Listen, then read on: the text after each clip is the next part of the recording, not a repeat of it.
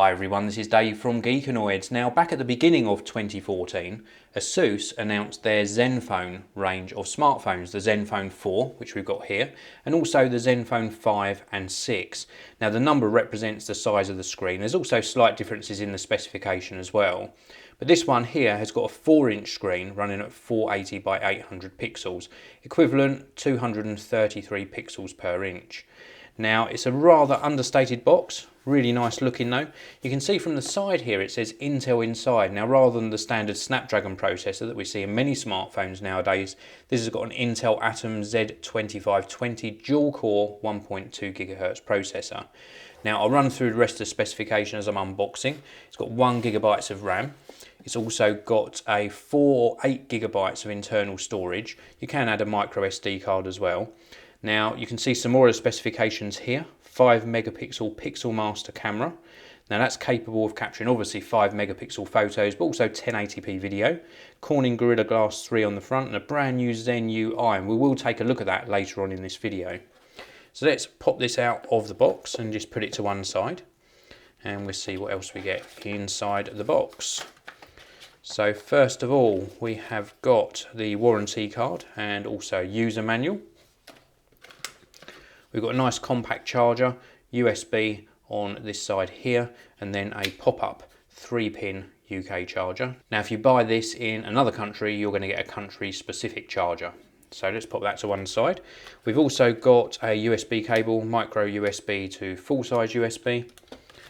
We have got some little silicon tips for the included earphones. And then we've got the earphones here. And these earphones, if I just quickly show you them, let's just take the wrapping off.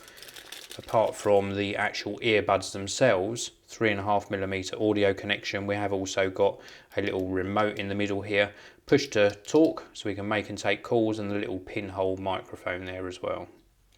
So now let's take a closer look at the Zenfone 4. So this is a nice compact smartphone. Let's take the cover off so that we can take a look at the phone a little bit closer for you. We've got some instructions here on how to remove the back. Now, whilst we're looking at the back, I will just mention that this does come in other colours. We've obviously got the charcoal black version here. It also comes in pearl white, cherry red, sky blue and solar yellow. This is the rear facing camera. We've also got speaker here as well. And it's a soft touch back, so not glossy, it's not a fingerprint magnet or anything. It just feels very, very nice indeed. Now let's take a look at the side. We've got the power on off button here. We've got the volume rocker. And then round on the bottom, we've just got the pinhole microphone just here. And then round on this side, we've got the micro USB connection for charging the phone. And then across the top, we've got the 3.5mm audio jack. And then of course, around the screen, we've got some capacitive buttons down the bottom. We've got the earpiece for taking calls. And we've also got the front facing camera. So this is the rear of the device. And inside, Asus have put us a 1600 milliamp hour battery. On the side, we've got a micro SIM card slot just here. These are all covered by the cover once it's back in place. And then just at the top here, we have got the micro SD card memory slot, which supports up to a 64GB card. So let's pop the back into place. Very easy to clip back in. And let's turn the device on. And we shall wake this up. Now, this is currently running Android 4.3. This is at full brightness. So the screen is not the brightest it could be, but it's acceptable. And please do take into account I have got my studio lights on.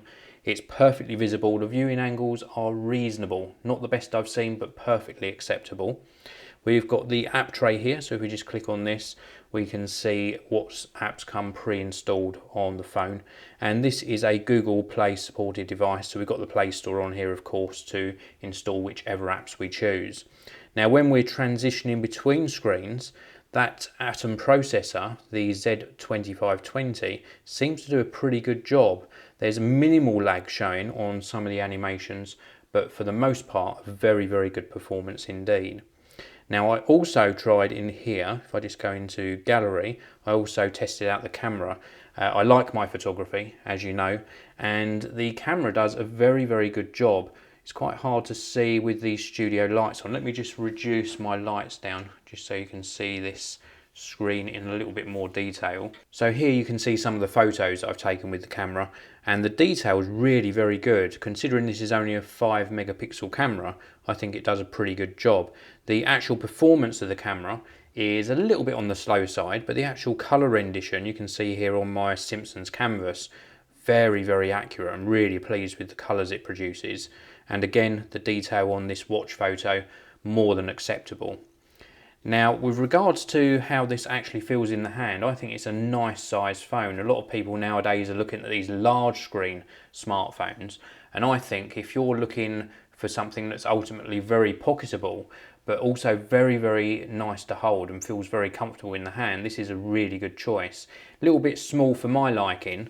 A 4-inch screen I think is just a little bit small by today's standards, but overall I think this is a really nice looking phone. It feels super comfortable, not slippery, button placement's very good. The battery should last very well considering how good the Intel Atom processor is, and overall I think it's a very, very good performer, a very good starter phone in fact. With regards to call quality is very good. A lot of people don't talk about this, but after all, this is a phone. The microphone pickup on the bottom produces nice clear audio. The earpiece I found to be really good. This is the Asus Zenfone 4. If you're looking for a budget end smartphone that's got really decent build quality and nice performance too, it's well worth checking out. Thanks very much for watching this video. Please do hit like on it, please subscribe, and I'll see you all in the next one. Thank you very much for watching. If you want to see another video of mine, please do click the annotation on the top of your screen now, and also you can click the annotation on the bottom of your screen and subscribe to the Geekanoids channel. Thanks for watching. I'll see you all again next time.